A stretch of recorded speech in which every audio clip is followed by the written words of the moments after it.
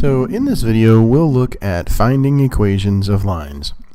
So to start out, let's look at the different forms that we have for our equations. So the first form that we'll look at is the slope-intercept form, which really looks like y is equal to mx plus b. Now the information that we get from that equation is that m is actually the slope and 0b is going to be our y-intercept.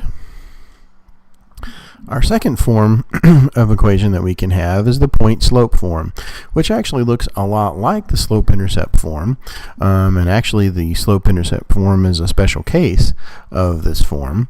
But the information that we get from this form is that the slope is again m, and AB is going to be any point that is on the line. So before, in the slope-intercept form, 0b had to be the y-intercept. So now we're making it a little more general in that the point AB can be any point on the line.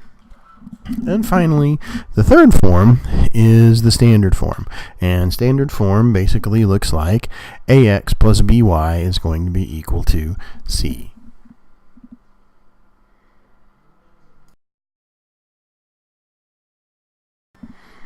And so, well, a question you might have is, with all of these different forms for lines, exactly how do I know which one to use? And the honest answer is, it does not matter at all.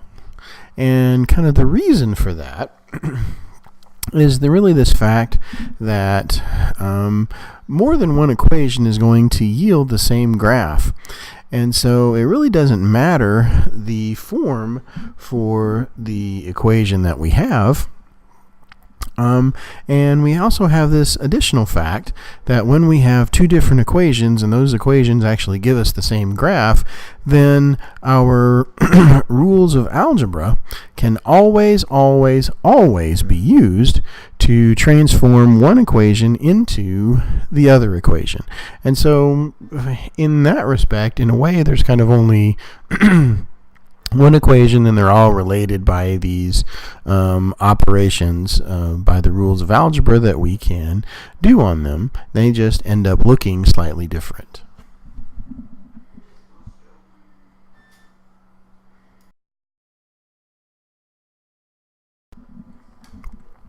And so we can always use two pieces of information to find an equation for a line. And those are either somebody will give us 2 points, so that's one option, or somebody will give us a point and a slope. And so let's take a look at the first case where somebody just happens to give us 2 points. How can we get the equation of the line? Well, the question is, find an equation of the line passing through the point -2, 3 and the point 7, 9.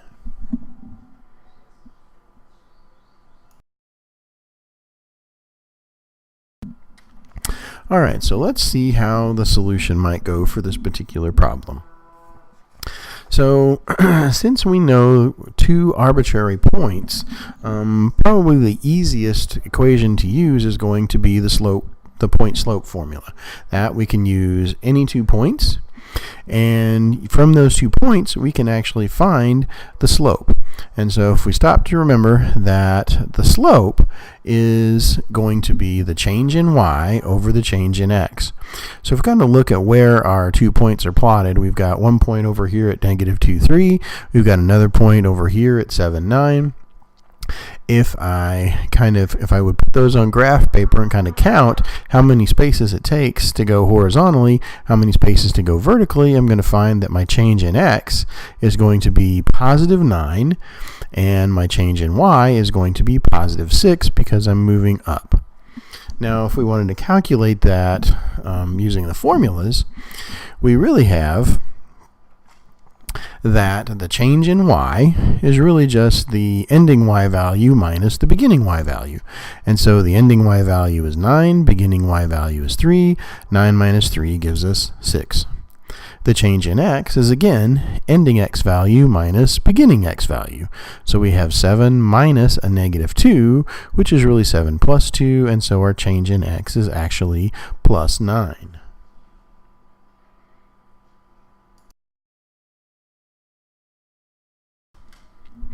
And so the slope for our line is change in y over change in x, 6 over 9, or 2/3. The point slope formula then is y is equal to mx minus a plus b. And so we could actually use either point. We could use negative 2, 3, or we could use 7, 9. And this will give us two possible answers. One possible answer that looks like y is equal to 2/3 times the quantity x minus the negative 2 plus 3, or we could have y is equal to 2/3 times x minus 7, and the x minus 7 in parentheses, plus 9.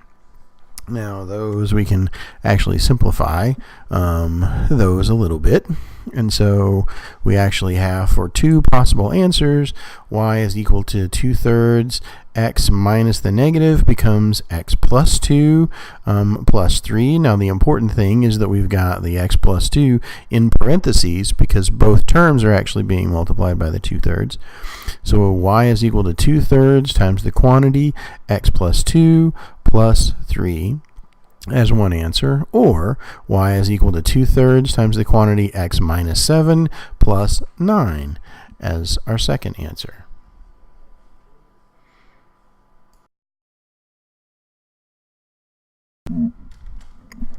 Now remember, we said at the beginning that we can use our algebraic formulas to rewrite one equation in a different form to go between the different forms of our lines.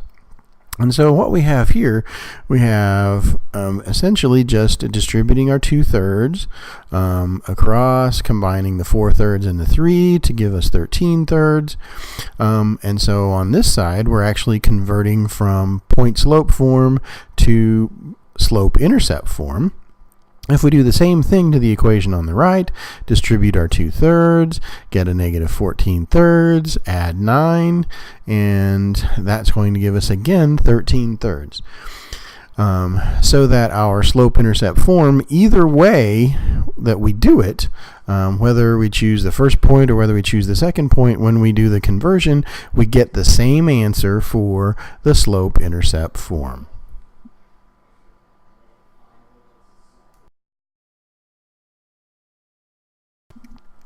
And so we could actually do a similar thing to convert over to standard form.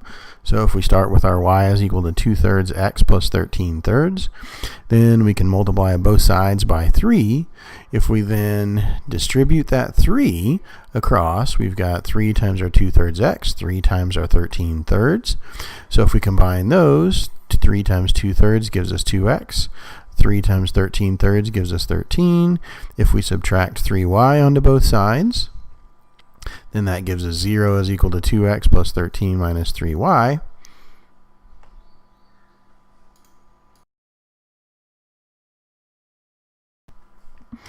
So then if we subtract 13 onto both sides, we get 0 minus 13 is equal to 2x plus 13 minus 3y minus 13. The 13s on the right cancel out.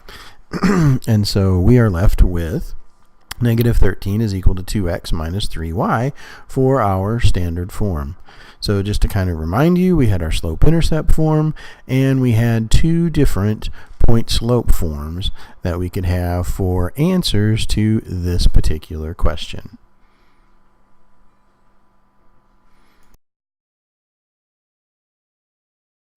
And so now let's look at an example where we have a point and a slope. So suppose somebody gives us a question of we need to find the equation of the line passing through 0, 5 that has a slope of 3/7.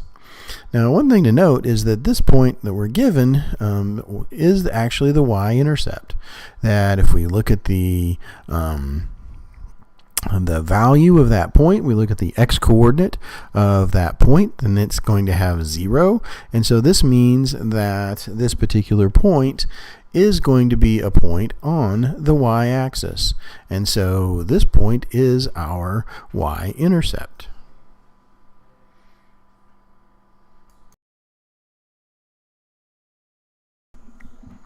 And so this means that the easiest thing for us to do is to actually use the slope-intercept form, y is equal to mx plus b. Now, had the point that they given us not been the y-intercept, then probably our choice in that case would have been the point slope form for the line, because then we can use any generic point that somebody happens to give us.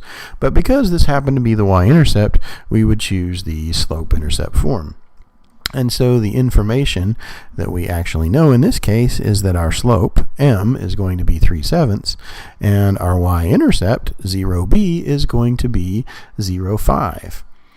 And so what this actually means for us is that we have b being a value of 5, and so we can just pretty much just plug straight in to the equation and get our answer of y is equal to 3/7, just being plugged in for m, times x, plus b being plugged in with a value of 5. So our equation, y is equal to 3/7 x plus 5.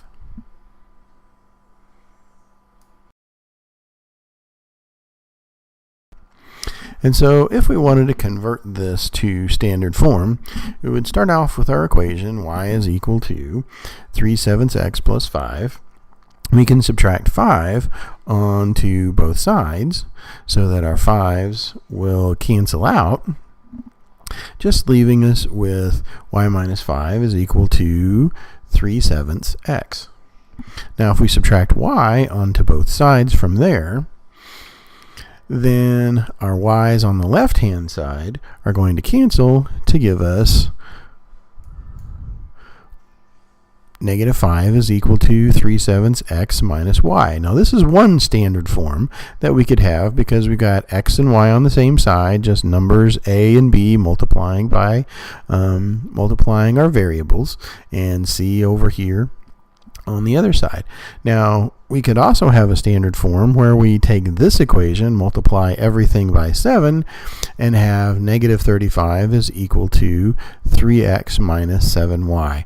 And so this is another example of a standard form for this particular equation. So kind of one thing that you're beginning to see hopefully from this is that there are really a variety of answers, and the important thing is really being able to understand what it means for the points that you're given to be solutions to the equation, and for finding the slope between those 2 points and the implication that that has for all the other solutions on a particular line. And then really think of these things as being different tools, different ways of going about something, so that you really have the flexibility to go from one to the other, and you have your algebraic skills to manipulate one form to become another form should you really need to do that.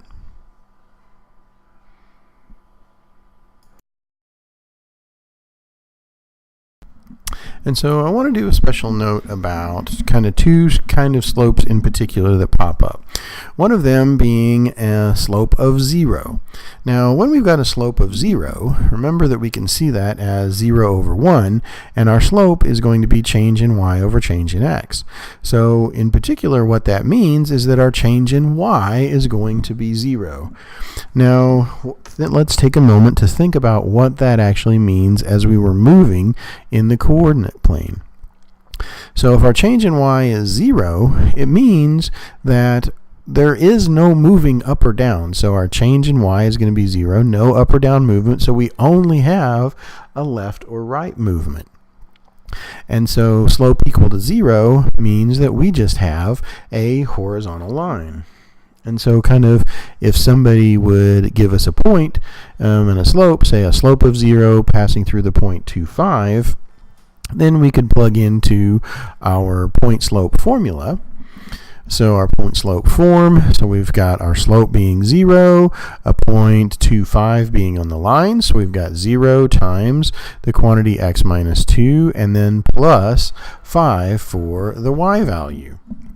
So because we're multiplying that by 0, we really have that our final answer Multiplying by 0, we've got 0 times the quantity x minus 2, which is just 0, plus 5, which just gives us an equation for the line of y equal to 5. And so kind of a shortcut when when we know we have a slope of 0, we know that it's a horizontal line. The equation will always be y equal to some number. And so passing through the point 25, our y value happens to be 5.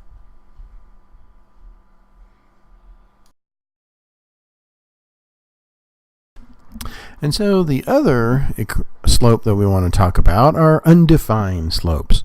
Now, when we see undefined slope, we're really kind of thinking, well, the only thing that we know, or the only situation where we have something undefined, is to have a 0 in the denominator. And so undefined slope, we're kind of thinking, all right, 1 over 0, something like that.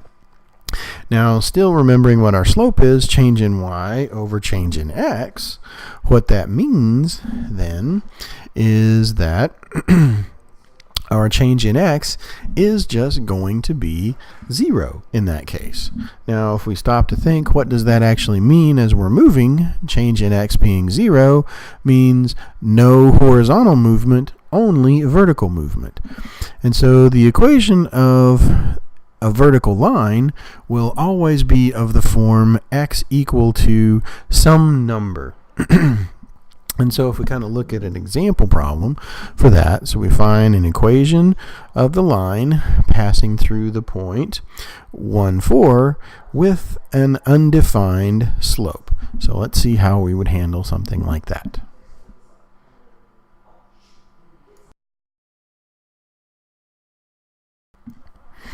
And so let's see how the solution might go. Well, we're seeing undefined slope, and so that tells us that our equation will be x equal to some number. Well, having the point 1, 4 as a solution means that we would just have to have x equal to 1. And so the super simple solution to that is just our equation is x equal to 1, and that would give us our vertical line.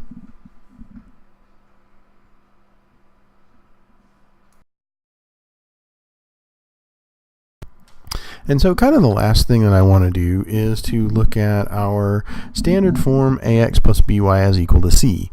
Now, the information that we get from that is that we can get both the x-intercept and the y-intercept pretty easily, and we can get our slope pretty easily. So the slope of our line is just going to be a negative a over b. Our x-intercept is going to be c over a comma 0, and our y-intercept is going to be c over b, or 0 comma c over b. So if we kind of look at an example problem for that, suppose somebody says find an equation of the line passing through the point negative 2, 0 and having a slope of 3/4. So let's see how we would handle that if we wanted to use the standard form for the line.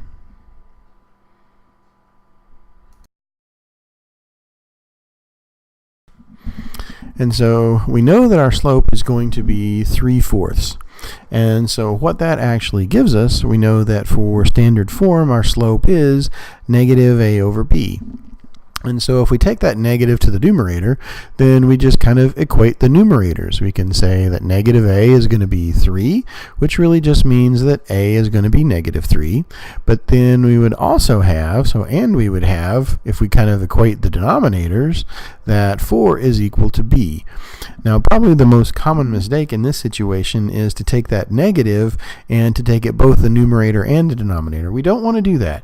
We have the option of either taking it to the numerator or taking it to the denominator, but we can't take it to both.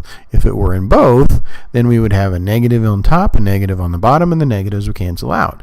Well, that's not the situation. And so we have a choice. We can either take it to the numerator or we could take it to the denominator, but we can't do both. And so if we look at our standard form for our line, ax plus by is equal to c, then if that thing has a solution, so kind of plugging in the values that we just found, we've said that a is going to be negative 3, b is going to be 4, and that's going to be equal to c. Now, we know that it will have a solution, or we want it to have a solution of -2, 0. And that means if we plug -2, 0 into the equation, it gives something that's true. And so if we plug in -2 for x and 0 for y, if we kind of simplify that a little bit, so -3 times -2 is going to give us a +6. 4 times 0 is just going to give us 0. And finally, 6 plus 0 is going to give us just 6 is equal to c. Now what that means, we can go back up, plug it into our almost completed solution that we have up here, because now we know what c is. And so our equation looks like -3x plus 4y is equal to 6. And so if we wanted to go through the process and find the standard form for the line given the information that we had, that's pretty much how we would do it. And so with this, you can kind of go back and forth between any of the forms that we have: point slope form, the slope intercept form, and then the standard form for the line. And the direction that you go will always kind of depend on the form for the line that you want, and maybe the form that's the easiest to use given the information that you have at the beginning. So at this point, now it's just a matter of practice, practice, practice, and I'll see you guys next time.